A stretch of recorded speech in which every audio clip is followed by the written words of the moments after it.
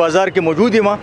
ایسی محب الله صاحب غنن وزټو کو بازار کې قصابان دغه شان ته چې کوم پټفات باندې خلک دي د نه علاوه سبزیانې د فروټونو معلوم کړه څه خلک خېونی ول بهرال د عوامو د ریلیف لپاره د نن راوته ډېر مننه کوم ته ټایم راکو. السلام علیکم سر. السلام علیکم سهیل صاحب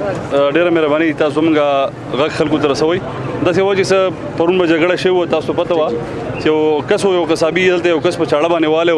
یو غریب کس و لرې ته هغه څوک هغې باندې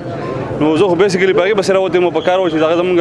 نیولی شوی بر وخت خو بیا چې کله پسې ما پرون ټیم راولېږو نو هغې ویل چې یاره مونږ جوړه کړې ده دواړو نو بهرحال هغې باندې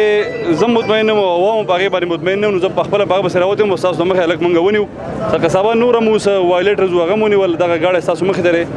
او اورال نور هم ګورو چې کوم ځای کې ګند دی که هغه باقي چې کوم کاریانه وغیره ده نو انشاءالله پکې ګرفتاریان کوو لګیا یو. انتظامیت څومره خلک پرشرایز کړی دی او څومره په خپل هغه موقف باندې کوم چې ریلیف دی عوامو ته په هغې باندې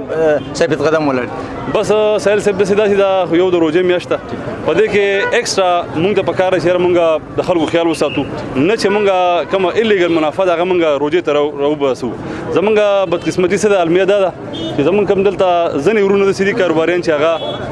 ګټه ټوله چې کوم د روژې میاشت ته راغونډه کړي دې وخت کې هغه ناجایز منافعخوري کوي. په کار خو دا و چې دلته مونږ د صبر او نور چې کوم د مونږ نیت ښه کړی وی چې یاره دا د صدقات او زکات میاشت ده په دې کې زه چې کوم د ایکسټرا ریلیف خلکو له ورکړم نه چې ځان له والم نو دلته څیز الټه دی خو بهرحال انشاءالله دا یو کنټینیوس پروسس دی پرایس چیکینګ به نن هم کېږي بیا به هم کېږي دا به یو مسلسل عمل دی څوک چې وایلیشن کوي داسې به ګرفتارېږي دغه ستاسو مخ ته به د گاډۍ کې ناست دي چې څوک زیاتې کوي موږ به نیسو ما الرډي به روژه کې هم کسان جیل ته لېږلي تاسو پته ده او چې نن مې بیا نیولي چې بیا هم کوي بیا به هم جیل ته لېږم انشاءالله. چېرته څوک کمپلینټ کوي سر او هغه تاسو ته رجوع کوي یقینا فوري انصاف به هغوی ته ملوي. سهیل صاحب الرډي تاسو ته پته ده چې مونږ ډسټرکټ ایډمنسټریشن دې لپاره یو وټساپ نمبر هم ورکړی دی بل زمونږ ډسټرکټ کنټرولونه نمبر شته زمونږ نمبر یې پبلک دي د هر افسر نمبر یې خلکو ته شته چې په کوم ځای کې کمپلینټ وي نو ډایرکټ د هغه نوم به چې کوم دی په صیغه راست کې ساتلی کېږي نیغ په نیغ د مونږ ته کمپلینټ کوي د هغه په کمپلینټ باندې انشاءالله په ګنټو کې دننه دننه عمل کېږي. کاروباري خلکو ته سپیشل عوامو ته څه پیغام؟ بس یار کاروباري خلکو ته خو د روژې نه مخکې مونږ یو اپیل کړی ریکویسټ هم کړی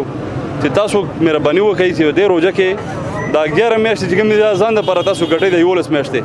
دا یوه میاشت چې کوم ده دا د ګټې نه واوړئ بلکې دا دې له ورکړئ چې یار د عوامو له موږ ریلیف ورکړو چې الله تعالی زموږ هغه ژوند چې دی هغه ښکلی کړي. تھینک یو سر.